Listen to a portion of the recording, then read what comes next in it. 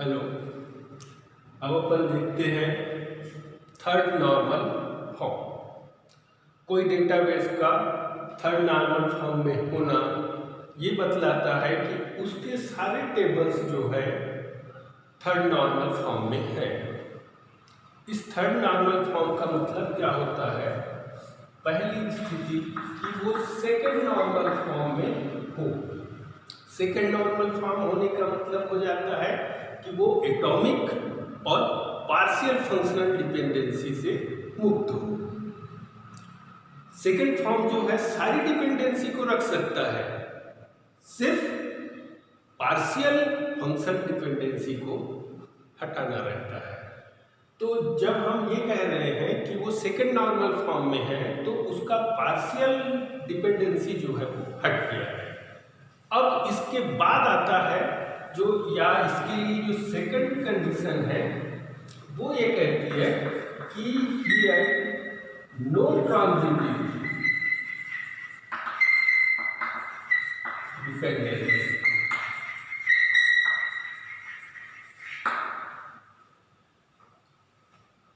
कोई भी टेबल या डेटाबेस थर्ड नॉर्मल फॉर्म में होगा यदि वहां पे कोई भी ट्रांजिटिव डिपेंडेंसी ना हो।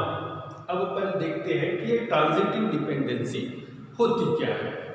ये लगभग हमारे जो डिस्क्रीट है या फिर सेट थ्योरी में जो रिलेशंस पढ़ते हैं उसमें एक ट्रांजिटिव आता है प्रॉपर्टी, उसी के थ्रू होता है।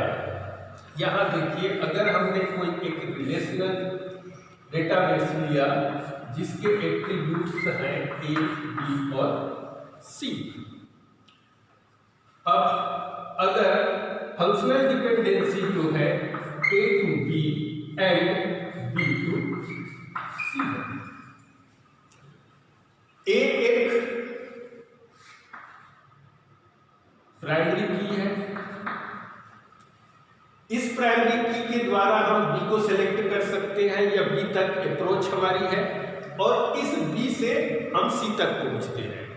हालांकि हम इस ए एट्रीब्यूट के द्वारा, इस प्राइमरी की के द्वारा हम इस रो को पूरे सेलेक्ट कर सकते हैं।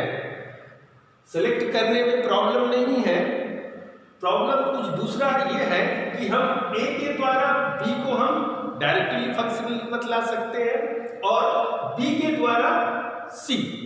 ए जो है डायरेक्ट बी को बतलाता है और बी जो है डायरेक्ट सी। तो इस टाइप की जो डिपेंडेंसी है A to B, B to सी, ये कहलाती है ट्रांजिटिव डिपेंडेंसी। जो हम ट्रांजिटिव प्रॉपर्टी पढ़ते थे रिलेशन में कि A is related to B and B is related to C, then A is related to C. Same यही वाली चीजें जो है यहाँ एट्रीब्यूट्स के बीच में हो जाए तो वो ट्रांजिटिव डिपेंडेंसी कहलाती है। अब इसको रिमूव कैसे किया जाए? रिमूव करने के लिए क्या करते हैं, जिसके साथ वो ट्रांजिटिव दर्शा रहा है उनको हम डिकम्पोज कर देते हैं। मतलब इस एक रिलेशन को हम दो रिलेशन में कन्वर्ट कर देते हैं। ये क्या मिलेगा, एक ए बी और दूसरा रिलेशन मिलेगा बी और सी। यहाँ एक और खास बात आती है, जब हम प्राइम और नॉन प्राइम एट्रीब्यूट्स की बात करते हैं तो अगर ये की है तो ये दोनों बी और सी जो है वो नॉन एट्रीब्यूट्स है। यहाँ पे देखिए कि ये जो है प्राइम टू नॉन प्राइम है और जब बी टू सी की बात आती है तो ये non prime to non prime attribute है। तो ये जो चीजें हैं हमें या ट्रांजिटिव डिपेंडेंसी जो दिखती है वो non prime attribute to non prime attribute में देखने को मिलती है। तो अब हमारा मकसद क्या रहता है कि हम इस ट्रांजिटिविटी को ब्रेक करें। इसके लिए जितने भी डायरेक्टली की के करस्पॉन्डिंग एट्रीब्यूट्स हैं जो ट्रांजिटिविटी ना दर्शाए उसको हम की के साथ रख लेते हैं, प्राइमरी की के साथ रख लेंगे और जितने की डिपेंडेंसी जो है ट्रांजिटिव नेचर उसके लिए हम अलग रिलेशन या अलग टेबल बना लेते हैं, तो वो थर्ड नॉर्मल फॉर्म में आ जाता है।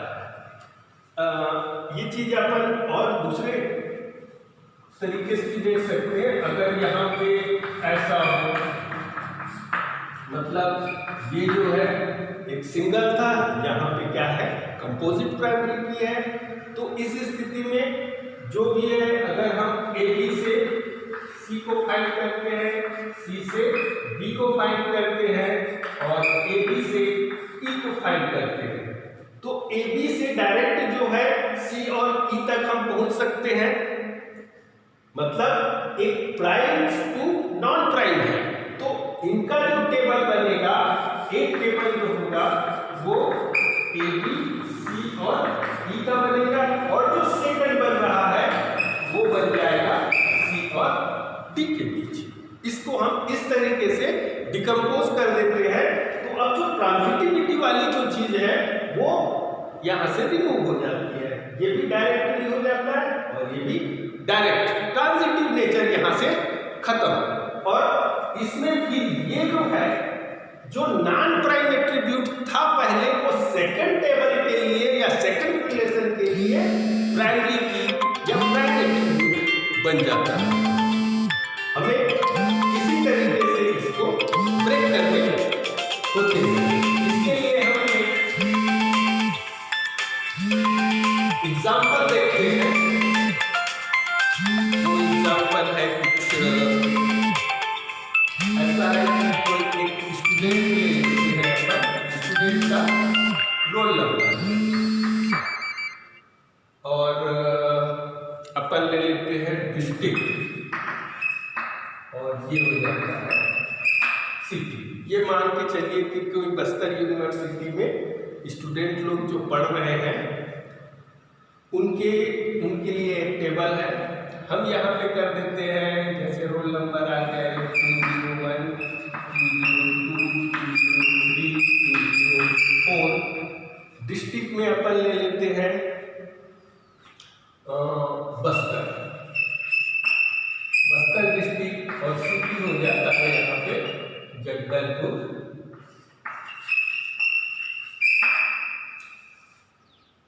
धमतरी ले लें इसको, या कोंडागांव ले लेते हैं। कोंडागांव ये हो गया केसका, इसको अपन ले लें रायपुर, और ये हो जाता है अपना अभनपुर।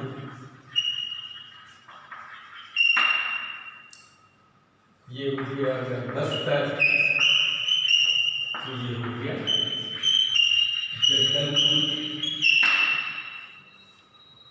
और देख लो अपन और रख लेते हैं रायपुर।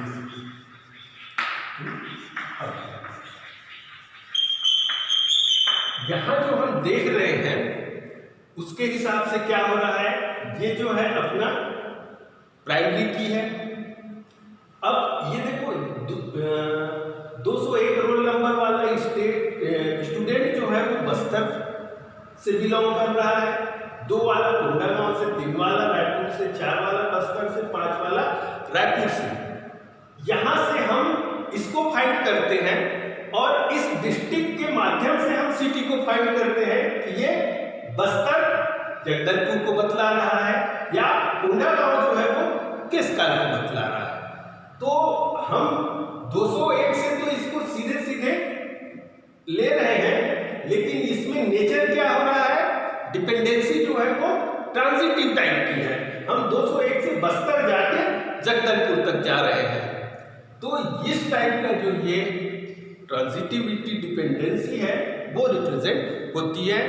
इसको हमें ब्रेक करने के लिए क्या करना होगा, हम इसको 2 टेबल में डिवाइड कर देते हैं।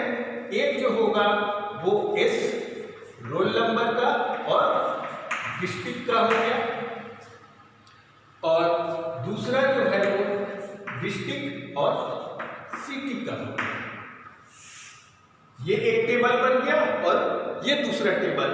इसमें तो खैर ये सेम मिलेगा, 201, 202, 203, 204, 5 ये मिल गया, बस्तर, कोंडागांव, रायपुर, बस्तर और ये रायपुर।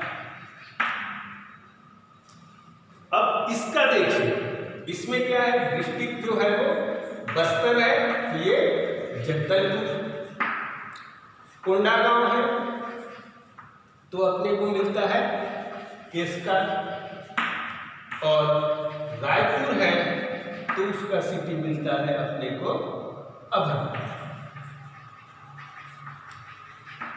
यहां देख रहे हैं कि इधर जो डुप्लीकेसी है इस ट्रांजिटिव नेचर के कारण वो हमने जो सेकंड टेबल बनाया उससे वो रिमूव हो जाती है। अब हमारे पास ये क्या है, यूनिक मिल रहे हैं, इसलिए ये जो है सेकंड टेबल के लिए एक प्राइमरी की के रूप में काम करती है, और जो डुप्लीकेसी हो रही है या रिडंडेंसी जो हो रही है वो रिमूव हो जाती है।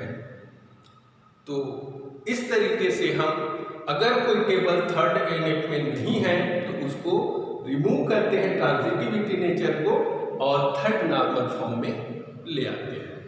Okay, thanks.